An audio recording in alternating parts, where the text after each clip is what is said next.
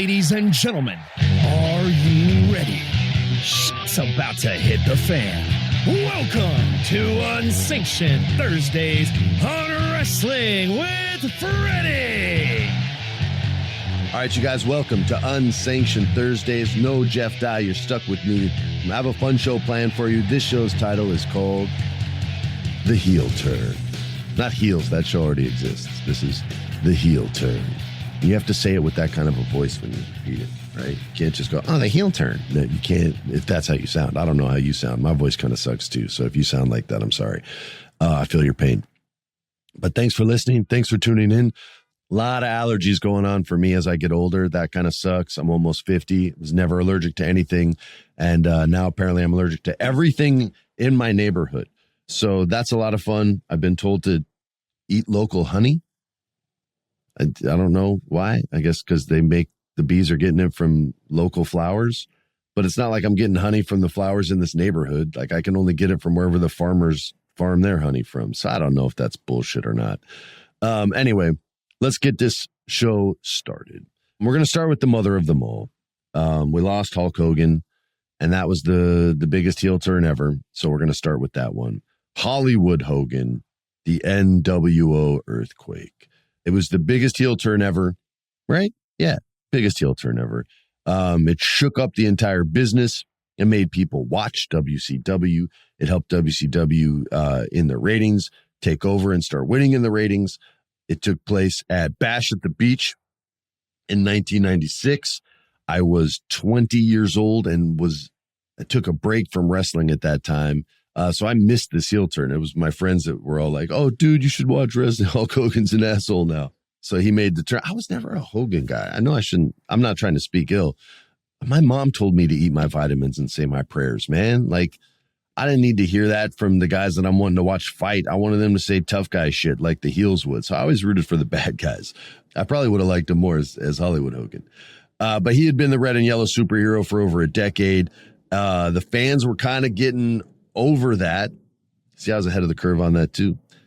And the colored hair I was doing in the 90s. All you guys just started doing it in the last 3 years. Pfft, you scrubs, man, whatever. Anyway, he started trashing the fans. Same fans that were booing him because they were starting to like the Stone Cold Steve Austins and the middle finger guys and all that. And they were done with Flintstones vitamins. And they got their vitamins from beer, damn it.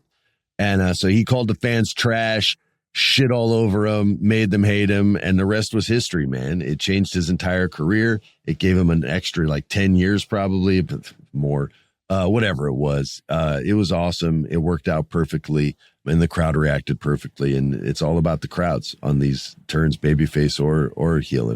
If they don't care, they're going to let you know with silence, and it is deafening. The next one, Bret the Hitman Hart, from the hero to a bitter, bitter man. This is like the weirdest heel turn ever because he wasn't wrong about like what he was saying.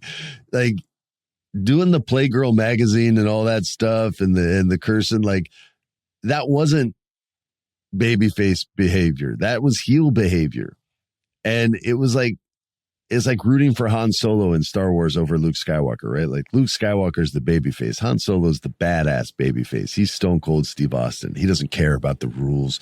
He'll do what's right as long as it doesn't annoy him too much.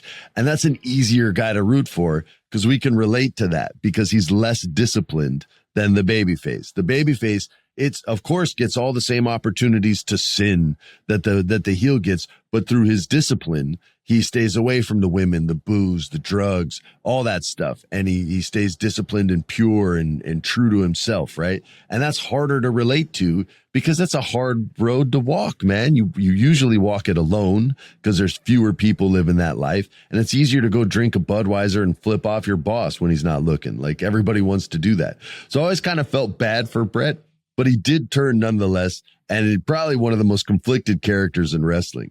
1997. Was around the time when this started happening. And this is when Stone Cold was like starting to blow up, and Bret and Shawn Michaels and all that. And those were his best matches, by the way.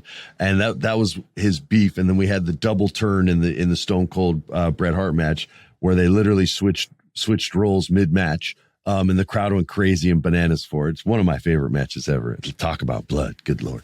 Those dudes would do matches and bleed, Jack. But anyway, Bret Hart, super heel, but only in America. Everywhere in Europe and in Canada, they still loved the gimmick. They were like, nah, man, you're right.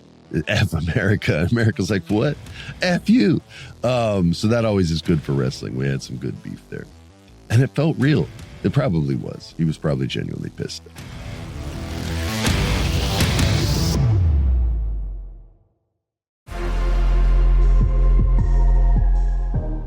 All right, next up, I'm going to do a little AEW.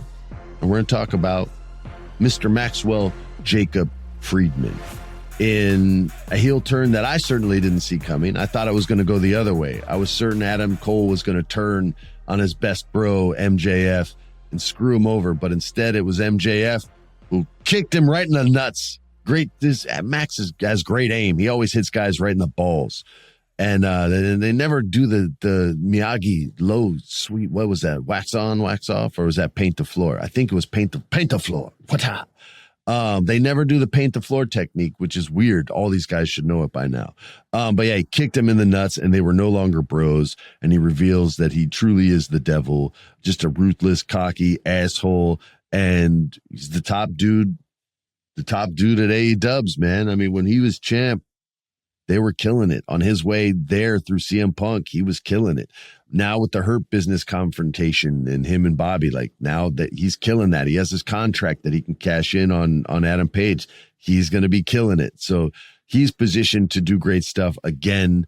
He always does great stuff. He's going to be the one that gets turned on this time, which would be a lot of fun. People see him get beat down by, his friend MVP, Shelton Benjamin, and Bobby Lashley, who are not his friends. They'll take him down. And then finally, I said finally earlier, but finally. And this one was like not so much a heel turn. It was we need to change course. This was Roman Reigns. And before Tribal Chief is the turn. But this was the chosen one, right? The next great baby face of the company. And the crowd felt very forced upon. Because they didn't pick him. They didn't claim him. And wrestling crowds are very involved with the show, and they're a part of the show. It used to drive me crazy when I first worked there because you guys would screw up people's promos and not give them a chance to get over with the what chant, right? But after a time, I got it. Like, no, they just want to be a part of something unique and special that only happens once on live television. And there's nothing wrong with that. It's like going to the Rocky Horror Picture Show and throwing bread in the air when they go, a toast. Like you want to be involved with something that you love. And so I totally get that. But I used to hate you guys.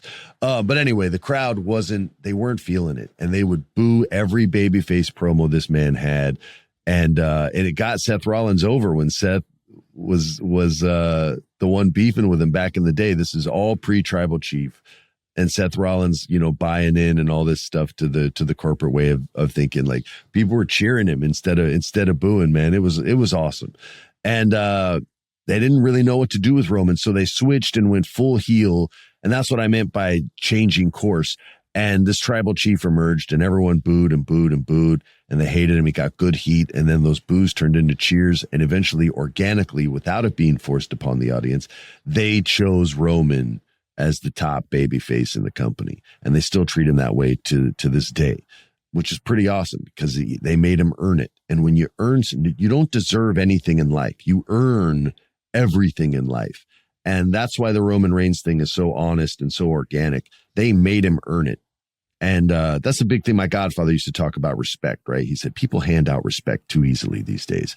You have to offer an opportunity to earn respect, but you don't just give someone respect. You give them dignity, right? Everyone deserves to be treated with dignity, but respect has to be earned. You give the opportunity for someone to earn it, but it must be earned, never given away. And that's kind of what happened with the Roman Reigns turn that I really liked. The crowd made him earn it. They put him through the ringer, and he came out looking like $1 million, even more than that. What he'd probably making $10 million, looking like $20 million. So yeah, so there's 4. There's one more, and I'm pretty pissed off about this one. I didn't write this. Our producer Alex wrote this one. We're gonna have a chat after the show. Jeff's not here to shit all over me, which is nice.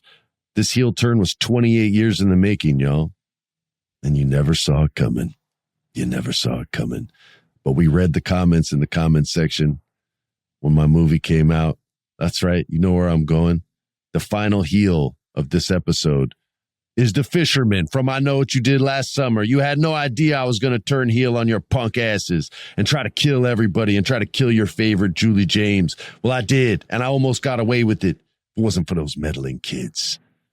We went a little Scooby-Doo there. Sorry for the end part of that promo. But that's the final one. Sorry, that one. See, I'm pissed off too. So you can be mad, but don't be mad at me. Send your complaints to producer Alex at produceralex@gmail.com.net.org. Just title it the email heading with you suck, man. You just freaking suck. All those words, right? The whole thing. And then file your complaint there and we'll get to them and I'll read them on the air. Okay. If you actually do want to reach out to us, you guys can give us a review. You can leave comments, and if they're good, even if they're mean, I'll read them on the air. I don't care. Jeff gets mad at you guys, but I don't. And I want to give you guys what you want. So enjoy the episodes. Enjoy the show. Hope you enjoyed this week. Tune in every week, and be good to yourselves. Peace.